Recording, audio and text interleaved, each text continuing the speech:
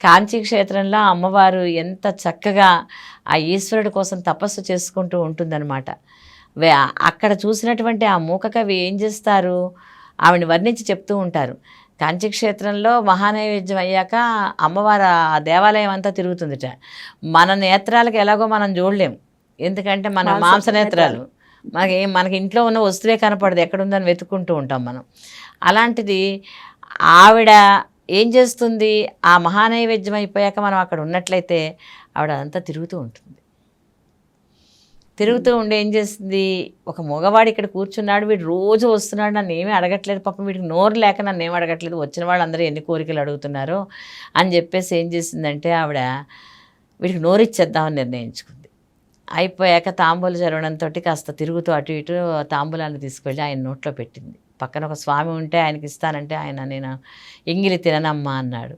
అనేసరికి పాపం ఈయన నోరు చాపేటప్పటికి ఈయన నోట్లో పెట్టగానే ఒక్కసారిగా అమ్మవారిని గురించినటువంటి 500 శ్లోకాలు మూగవాడు చెప్పాడు చక్కగాను.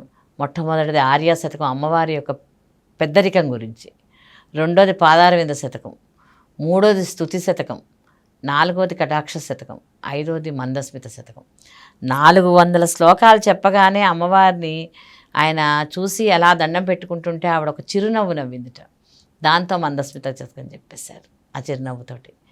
ఎంత గొప్ప శ్లోకాలండి, అమ్మవారిని ఎంత వర్ణన. దాంట్లో అమ్మవారి పాదాలను ఆశ్రయించి నవగ్రహాలు ఉన్నాయని చెప్తున్నారు. మరి నువ్వు అమ్మవారి పాదాలు పట్టుకుంటే గ్రహదోషాలు నీకెందుకు ఉంటాయి కదా, అంతే కదా. నవగ్రహాలే వెళ్ళి అమ్మవారిని పట్టుకున్నాయి. పెట్టుకున్నప్పుడు నీకు ఇంకా వేరే ఇది ఎందుకు ఉంటుంది చెప్పండి. అందుకని విషయాన్ని తెలుసుకో. పండితులం కాదు, బాగా చదువుకోకపోవచ్చు, తెలియకపోవచ్చు, కానీ విషయం అర్థం చేసుకోగల అవగాహన అయితే మనకు ఉంది కదా. ఉంది. తెలుసుకో నువ్వు. ఆ తెలుసుకుని ఆ అమ్మవారి యొక్క పాదాలను ఆశ్రయించి. ఎందుకు భగవంతుడి పాదాలను ఆశ్రయించమంటారు, భగవంతుడు ఎప్పుడూ ధర్మాన్ని రక్షించడం కోసమే వెళ్తూ ఉంటాడు, ధర్మ మార్గంలోనే ప్రయాణం చేస్తాడు. అందుకోసం భగవంతుడి పాదాలను నువ్వు ఆశ్రయిస్తే నువ్వు ధర్మ మార్గంలో పెడతావు. ఎందుకండి ఇలా చెప్తారు, అసమానం దేవుళ్ళు అంటారు, పూజలు అంటారు అంటే నీకు ఒక క్రమశిక్షణ రావడం కోసం చెప్తారు. నీకు క్రమశిక్షణే ఉండి నువ్వు మానసికంగా భగవంతుడిని దర్శనం చేసుకోగల తెలివితేటలు ఉన్నవాడివైతే నువ్వు ఏ దేవుణ్ణి ఆరాధించక్కర్లేదు.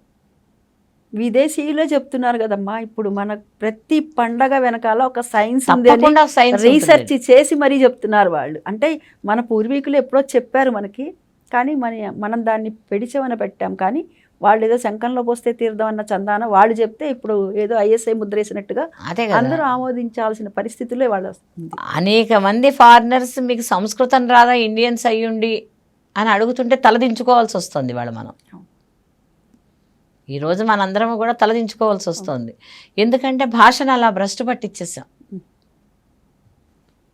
తెలుగే పూర్తిగా సరిగ్గా మాట్లాడం మనం. కూడా తెలుగు మాట్లాడితే అయ్యో, ఎక్కడ మీరు ఏ రాష్ట్రం వెళ్ళండి ఆ భాషలో ఉంటాయి అక్కడ ఉండేటటువంటి నేమ్ బోర్డ్స్ అన్నీ. మన దాంట్లోనే ఇంగ్లీష్లో ఉంటాయి, తెలుగులో ఉండవు. అందరికీ అర్థం అవ్వాలి కదండి, అందుకని ఇంగ్లీష్లో పెట్టామంటారు. వాడికి తెలుగు వచ్చినా సరే వాడి భాషనే మాట్లాడతాడు అక్కడికి వెడితే. మనం మట్టికి మాట్లాడడం, వాడు ఇంగ్లీష్ మాట్లాడతాం, మళ్ళీ ఇంకో భాష ఏదైనా ఎంచుకుని దాన్ని మాట్లాడుతూ ఉంటాం. భాషలు అన్నీ తెలియాలి. పివి నరసింహారావు గారు ఉన్నారు, వారికి ఎన్ని భాషలు వచ్చు? 14 భాషలు వచ్చు. విద్య నేర్చుకోవడం వేరు, దానిని నువ్వు అనుసరించడం వేరు.